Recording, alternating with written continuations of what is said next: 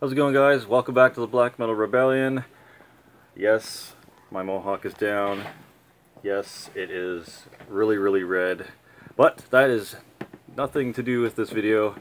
I just kind of been watching Collider videos and Screen Junkies videos and comic book cast and all that recently.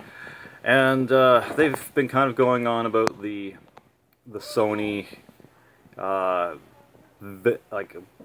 villain films like Venom and Silver and Black and all that, and they've also been going on about different networks using different streaming services, so I figured I'd comment about that. First of all, I'm very surprised that these people still think that Sony's going to be putting out this Venom movie and Silver and Black movie. I kind of have a theory that none of this shit's actually happening, and that it's either not going to actually film, or the characters are going to go to Marvel. I think Sony is just putting up this front and kind of just going ahead and making it seem like they're going to be making these movies, when really in the background they're making a deal with Marvel, and they're going to be taking over like the authoritative creative rights to these characters for the time being, because I don't think they're going to make a Venom movie without Spider-Man and have it disconnected. It wouldn't make any sense. I don't think they're going to have a Silver Sable and Black Cat film without Spider-Man. And I really don't think they're going to be recasting Spider-Man for those films. And I don't know if Sony would be allowed to use the Tom Holland Spider-Man in the film. So I'm surprised that these people in Collider and Screen Junkies and Comic Cast and all of them still are kind of running with the fact that Sony's actually doing this. I don't think they are. I think it's just a ruse. I think that Marvel is going to be potentially using these characters, but Sony's got to act like they're still putting this stuff in production and still moving forward with these films. Yeah.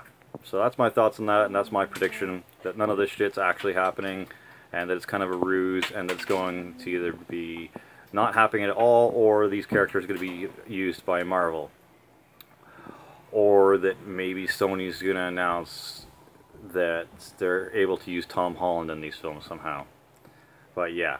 As for these streaming services going on, like Netflix seems to be the main streaming service right now for films and shows and stuff like that. I'm hearing that Marvel may or may not have its shows on Netflix, might be moving to its own.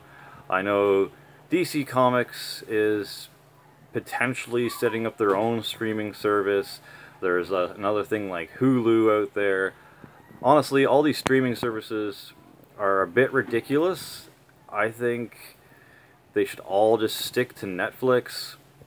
Maybe have one other streaming service, but everybody coming out with their own streaming service is ridiculous. Like, Netflix is like $7 or $8 per month, Canadian at least for us, and I don't think everyone's going to start paying $7 or $8 per streaming service just so they can see one specific show.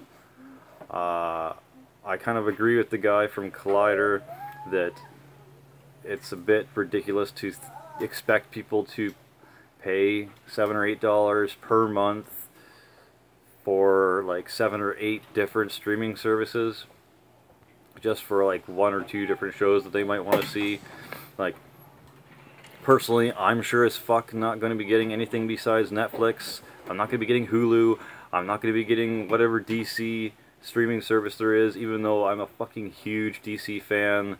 I'm definitely not going to get Marvel's new streaming service, whatever the hell that may or may not be, if they choose to stick with Netflix or not. But yeah.